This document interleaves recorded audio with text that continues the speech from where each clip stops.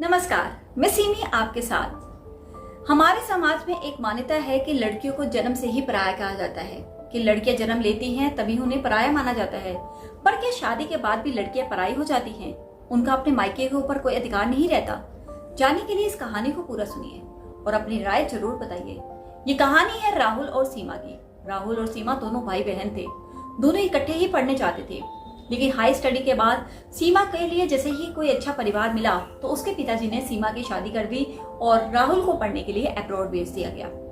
अब राहुल जो था अब्रॉड चला गया और सीमा अपने परिवार में चली गई। अब कुछ दिनों तक सीमा के ससुराल में सब कुछ ठीक था, लेकिन कुछ दिनों के बाद ही दहेज का सिलसिला शुरू हो गया। यानी उसके ससुराल वाले उसे दहेज के लिए परेशान करने लगे। उसे आए दिन रोज ही रोज ये कहते कि तुम जाओ अपने मायके से ये लेकर आओ। अब सीमा पहले पहले तो आती, लेकिन उसे ये बातें अच्छी नहीं लगती थी। वे जब भी आती तो उसके पापा उसे यही डांट देते कि लोग क्या कहेंगे।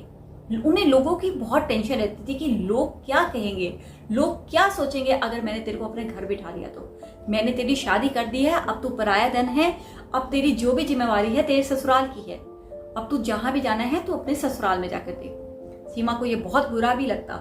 उसने अपनी माँ को भी बोला। उसकी माँ ने कई बार उसके पापा को समझाने की कोशिश भी की, लेकिन उसके पापा ना माने। वे हर बार यही कहते कि अगर इस समाज में रहना है तो लोगों को भी देखना पड़ेगा। तो वे उसे कई सारे उपहार देते और बेमन से उसे ससुराल भेज देते। पर आए दिन ये सिलसिला चलता रहता। हर दिन उसे ससुराल वाले किसी न किसी चीज के लिए ताना देके अपने मायके भेजते और उपहार मंगाते। अब सीमा ने डिसाइड किया कि वे आज के बाद अपने मायके ही नहीं जाएगी और ना ही उनसे कोई गिफ्ट लेकर आएगी। तभी अब्रॉड से राहुल का फोन आया। राहुल ने जैसे ही बोला कि बहन रक्षाबंधन है, मैं तुम्हें लेने आऊंगा और तू तैयार रहियो, हम दोनों मिलकर इस बार इकट्ठे रक्षाबंधन मनाएंगे। हमने कई साल हो गए इकट्ठा रक्षाबंधन नहीं मनाया। तो सीमा ने कहा सॉरी भाई, मैं मायके नहीं आऊंगी। राहुल बहुत परेशान हुआ कि बहन ने ऐसी बात क्यों कही है, मैं इतने सालों के बाद आ रहा हूँ और ये मुझे कह रही कि मैं मायके नहीं आऊंगी। पर राहुल उस समय तो कुछ नहीं बोला, लेकिन भारत वापस आने के बाद उसने अपनी माँ से सबसे पहले आके यही पूछा कि सीमा कैसी है। सीमा का नाम सुनते ही उसकी माँ से आंसू बहने लगे और उन्होंने राहुल को सारी बात बताई। तो राहुल ने कहा आपने मुझे ये सारी बातें पहले क्यों नहीं बताई थी कि वे अपने ससुराल में इतने दुखी है। तो उसकी माँ ने कहा बेटा तुम बाहर थे, तुम दूर थे, अगर हम तुम्हें बताते तो हम तो यहाँ परेशान थे ही और तुम भी परेशान हो जाते। तो राहुल ने कहा पापा क्यों नहीं कुछ कर रहे। उसकी माँ ने कहा मैंने पापा को समझाने की बहुत बार कोशिश की है, लेकिन तेरे पापा जो हैं उन्हें लोगों की परवाह ज्यादा है। राहुल नम आंखों से सो गया। अब सोते हुए उसने स्वप्न में देखा कि उसकी बहन की चिता जल रही है और वे चिता में से कह रही है अब आप लोगों को कुछ भी करने की जरूरत नहीं है, आप लोगों को लोगों की परवाह करने की भी जरूरत नहीं है। अब मैं थक चुकी हूँ, अब मैं गहरी नींद सोना चाहती हूँ, अब किसी को भी कुछ करने की जरूरत नहीं। अब ना तो मैं परेशान होगी ना आप परेशान होगे। तभी अचानक से राहुल डर के उठा तो उसने देखा कि ये स्वप्न था, लेकिन उसने सोचा कि ये स्वप्न कहीं सच ना हो जाए। वे झट से अपने पापा के पास गया और पापा को जाकर बोला पापा मुझे पता है कि आप सीमा से बहुत प्यार करते हैं। सीमा आपकी लाडली बेटी थी, हमने उसे पढ़ाया लिखाया किस लिए है? ससुराल से कष्ट सहने के लिए? नहीं ना, वो पढ़ी लिखी है, वो अपने पाँव पे खड़ी हो सकती है। तो आप लोगों की परवाह क्यों कर रहे हो? आपकी बेटी है, आपको अपनी बेटी का डिसीजन लेना है। आप लोगों की परवाह जब तक करते रहेंगे तब तक तो हो सकता है सीमा अपनी जान से हाथ धो बैठे। अब इतनी बात सुनते ही उसके पिता की आंखों से आंसू बहने लगे। उन्होंने कहा मुझे कुछ नहीं समझ आ रहा कि मैं क्या करूं। तभी राहुल ने कहा अब आप मुझ पे सब कुछ छोड़ दो, अब मैं आ गया हूं, अब मैं अपनी बहन को वापस लेके आऊंगा और वे खुद अपने पैरों पे खड़ी होगी।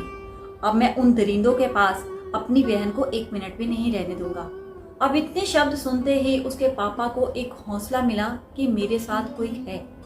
उन्होंने झट से अपने बेटे को गले लगाया।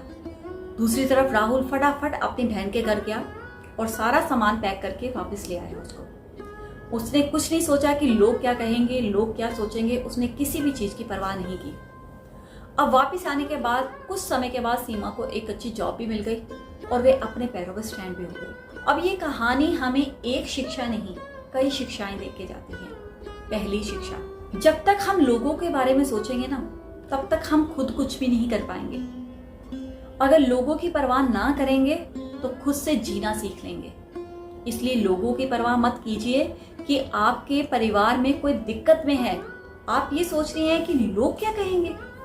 लोग कुछ नहीं कहेंगे। लोग आप अच्छा करोगे तब भी बातें बनाएंगे, नहीं कुछ करोगे तब भी बातें बनाएंगे। इसलिए लोगों को लोगों के हाल पे ही रहने दो। दूसरी शिक्षा, लड़कियों को कभी ये ना जताओ कि वे पराई हैं। शादी के समय लड़कियों को ये बोलो, माना तेरी शादी हो रही है, अब तेरा ससुराल ही तेरा परिवार है, पर इस घर से भी तेरा रिश्ता खत्म नहीं हुआ है। तू जब चाहे, जब तेरा मन करे, जब भी तुझे कोई तकलीफ हो तो इस परिवार में आ सकती है। आज भी इस घर पे तेरा उतना ही हक है जितना पहले था। तीसरी शिक्षा, भाई बहन का रिश्ता बहुत ही अटूट होता है। अगर इस रिश्ते में भाई या बहन समझदार हैं तो ये रिश्ते को बहुत अच्छे से निभा सकते हैं। जैसे इस कहानी में राहुल समझदार था, तभी तो उसने सीमा को उन दरिंदों के जाल से छुड़ाया। आपको ये छोटी सी कहानी कैसी लगी है? अगर अच्छी लगी है तो इसे लाइक और शेयर करके मेरे चैनल को सब्सक्राइब कर लीजिए और इस वीडियो को ज़्यादा से ज़्यादा शेयर भी कीजिए, ताकि जो लोग लोगों की परवाह करते हैं कि लोग क्या कहेंगे, वो शायद अपनी थोड़ी सी सोच को बदल सके। धन्यवाद।